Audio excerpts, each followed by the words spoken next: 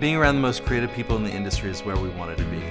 But what we love most of all is taking everything that we've learned over the last 14 years, whether it's fashion or photography or all of our wedding and event experience, and bringing it to you each and every week.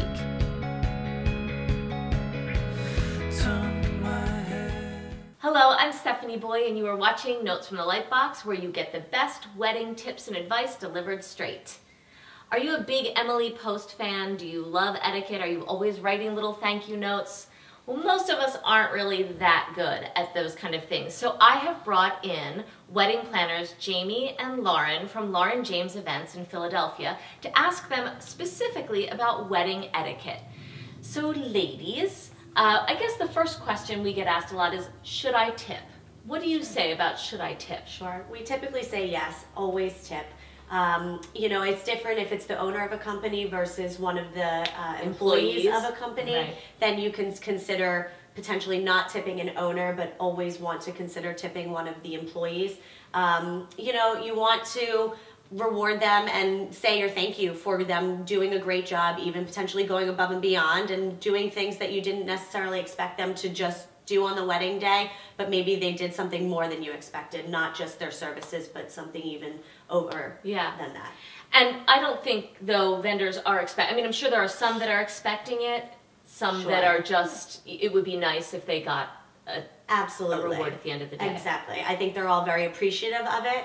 Obviously, every band member is typically, but then there's people at the venue as well to consider, like the banquet captain and even potentially your manager, a head server. Then you have the photographer and assistant. There's a lot of vendors to take into account when you're considering gratuities. So what we'll do is at the end of this video, I will put a list of people that you might want to consider, whether it's optional, whether it's expected, and what percentage that might be, because I think that's also hard to navigate. Some it's maybe probably a lump sum, and other it's probably a percentage of their services. What else would you say is wedding etiquette that people, brides, grooms, and vendors should be aware of? Sure. I would, go with vendor attire. It's a good one. Vendor etiquette. You kind of want to blend in with the venue that the wedding's at. Right. So if you're at a, backyard wedding, jeans might be appropriate, but if you're at a ballroom, you kind of want to blend and wear black and, and just kind of not stand out. We've had people ask us that, shooting at a nicer place and they do a black tie event, they want us to wear a tux.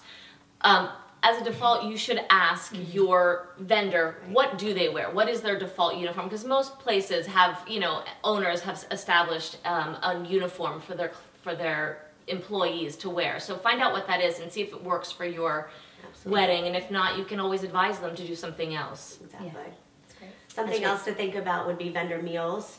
You always want to consider feeding the vendors. That really should not be a question. They're on their feet for 8 to 12 hours throughout the day, running around. It's a long day. You want them to be focused on you, not thinking about the next time they're going to eat or that they're tired or exhausted, hungry. You want them focused on the services they're there to provide you with. Yeah. So feeding them would be just a nice gesture. And you had said to me, Lauren, that band is always fed, which I didn't realize, because in my opinion, and I still think this is a good way to look at the day. So the band you will be feeding, the photographer you will be feeding, but think about how long one of your vendors is with you. If it's a photographer, if it's a videographer, if it's your wedding planners, they've been with you for the entire length of the day. You should probably consider doing a sandwich for them somewhere a couple of hours in, because as the lady said, you certainly don't want your photographer off trying to get food at the mini mart down the street because he's starving to death. You want to make sure that you fed them so they can concentrate on the job at hand.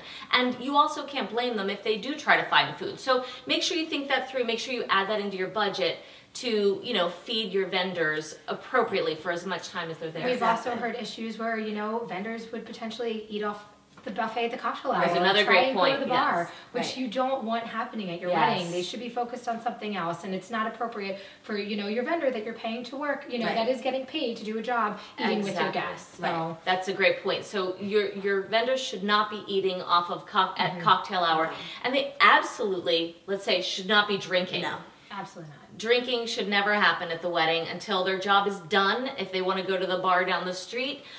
We have had weddings where they have asked us, oh, can you stay afterward because they like us and want to hang out. Even that I find a little bit iffy. It just becomes weird. I would say, probably keep them from not drinking at all on the day of your wedding. Don't encourage them to. Right. And then you want to ask them when it's best to feed them.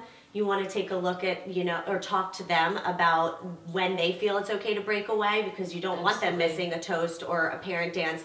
They're not going to feel comfortable breaking away when that's taking place. So talk to them about when they can eat. And where they should eat. I mean, band members, it doesn't matter, they don't have to eat in the ballroom, but say you're in the ballroom, you might want your photographer in there in case something happens, sort of spur of the moment, someone decides to give a toast, they're not missing those moments. Right. So maybe think those things through.